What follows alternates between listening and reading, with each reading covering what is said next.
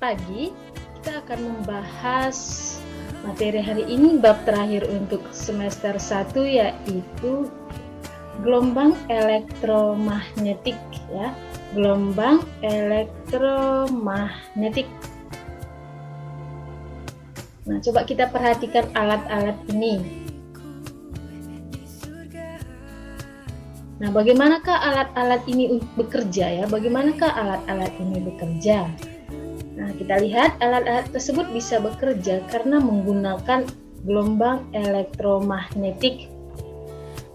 Apakah sebenarnya gelombang elektromagnetik? Kita lihat, gelombang elektromagnetik adalah gelombang yang tidak memerlukan medium untuk merambat dan dapat merambat dalam ruang vakum.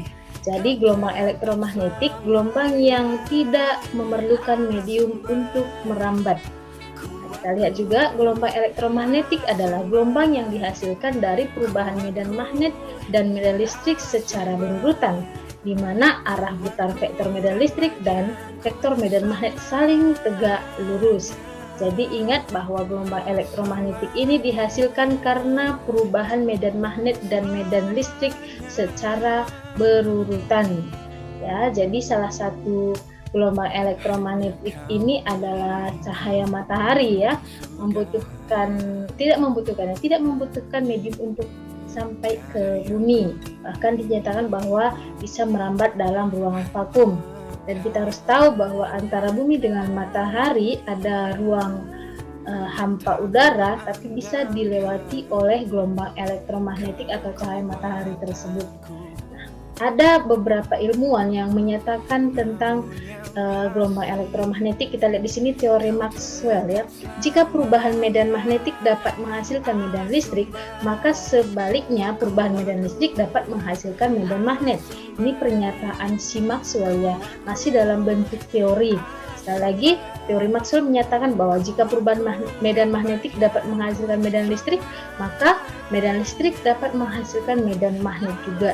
Nah, ini pada tahun 1831 sampai 1879. Nah, saling berkaitannya perubahan flux magnetik dan perubahan medan listrik itu saling berkaitan.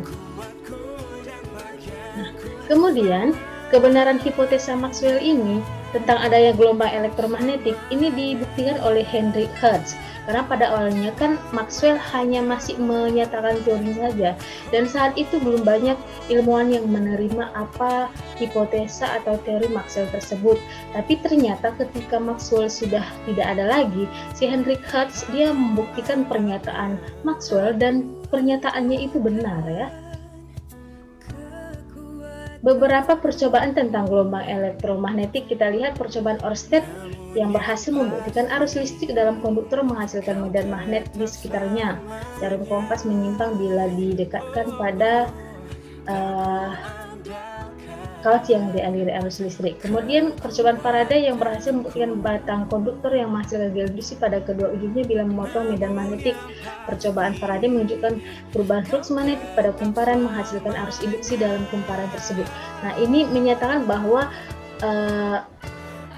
flux magnetik ada kaitannya dengan medan listrik ya. Flux magnetik menyatakan adanya perubahan flux magnetik itu menghasilkan medan listrik. Kemudian kita lihat sifat-sifat gelombang elektromagnetik. Sifat-sifat gelombang elektromagnetik. Gelombang elektromagnetik dapat merambat dalam ruang tanpa medium. Kemudian termasuk gelombang transversal. Tidak memiliki mata listrik sehingga bergerak lurus dalam medan magnet maupun medan listrik.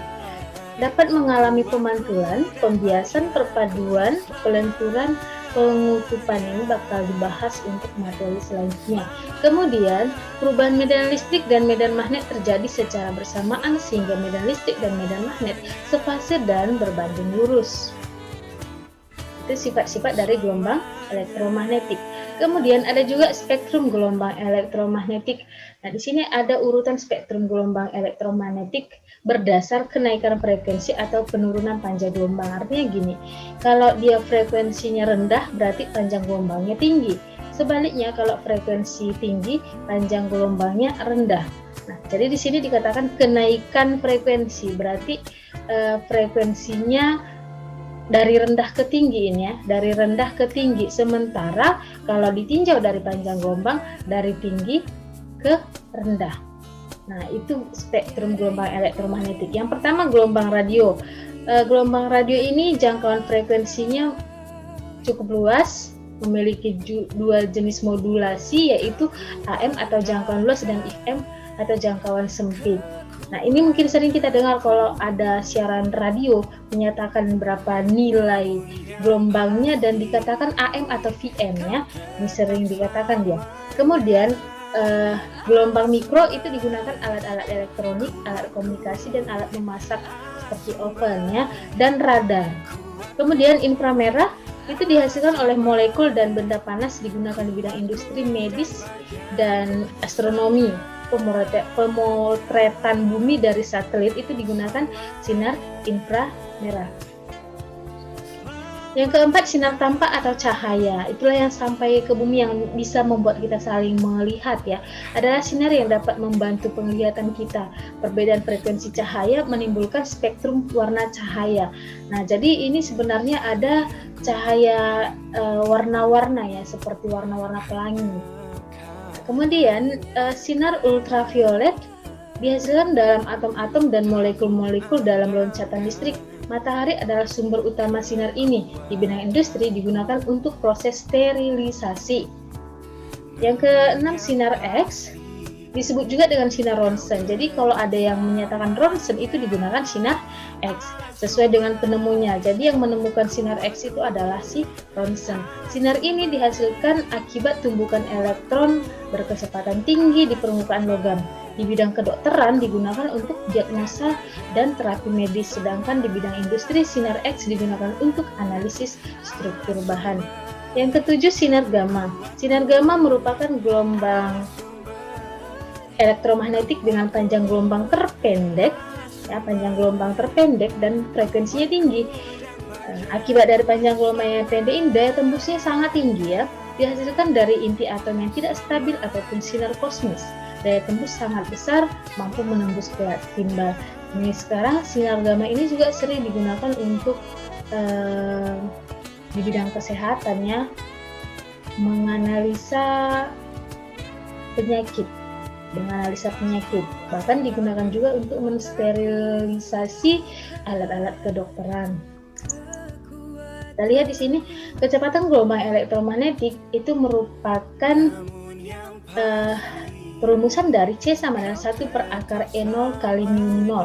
Dengan E0 memiliki nilai, μ0 juga memiliki nilai, akhirnya diperoleh cepat rambat cahaya itu senilai 3 kali 10 pangkat 8 meter per sekon. Jadi ini sebuah ketetapan. Ya, bentuk cahaya apapun termasuk sinar gamma, cahaya tampak, ultraviolet, inframerah, itu semuanya memiliki kecepatan yang sama, yaitu 3 kali 10 pangkat 8 meter per sekon. Kita lihat contohnya, hubungan frekuensi F, panjang gelombang, lambda, dan cepat rambat gelombang elektromagnetik C. C sama dengan F kali lambda ya. C sama dengan F kali lambda. Kita lihat contoh, sebuah gelombang radio dipancarkan pada frekuensi 150 MHz, tentukan panjang gelombang yang dipancarkan.